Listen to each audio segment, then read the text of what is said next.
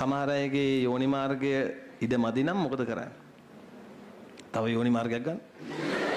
ඒ යෝනි මාර්ගයේ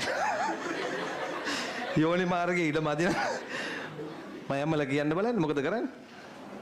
කපනවා මේක කෙලිම ඒ වෙලේ යොදන ෂණික කැපුම්. හතුරෙන් කෙලිම කපනවා චිරිස් ගාලා දෙපාරක් විතර. මම වැඩිපුර කියලා බෑ මන් දවසක් ඕක කියන්න ගිහින් නුවර පන්ති ඩික් ගාලා වටන එක. ඒක කියලා මං කිව්වා අයියෝ මේ ගෑනු ළමයි නම් මේ නේ මන් දන්නේ නැහැ මේවා කියනකොට hina හොඳට hina වෙවි හිටු පෙරිමි ළමෙක් අවිනාඩියෙන් ඌ ඩික් ගාලා වටන.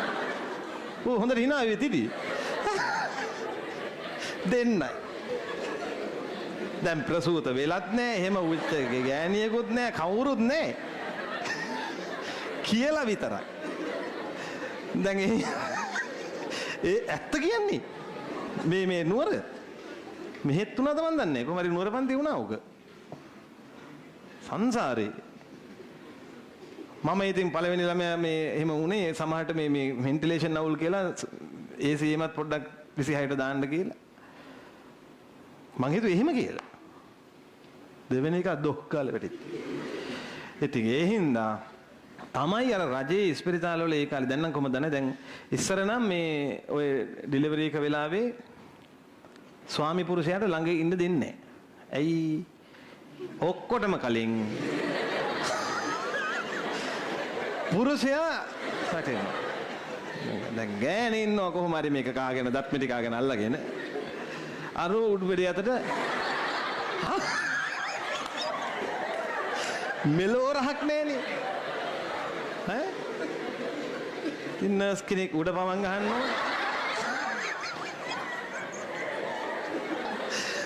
මේ අන්න ඒ වගේ ප්‍රායෝගික ගැටලු හින්දා පිරිමියට ඉන්න දෙන්නේ නැහැ ඉතින් දැන් ඔය මේ ඉන්න දෙනවා හරි මොකක් හරි තියෙනවද කොහමද ප්‍රයිවට් එක නම් යන්න පුළුවන් හරි ඒක අහලා තමයි කරන්නේ ඊළඟට තම පිරිමිය කෑ ගහනවා ඒ කියන්නේ දැන් ගෑනුවා කියන ඌ කෑ ගහනවා ප්‍රසූත වෙන්නේ නෝනට වේදනාවයි හඬයි නිකුත් වෙන්නේ මිනිහාගේ වීඩියෝ එක මෙතන ඔඩියෝ එක එතන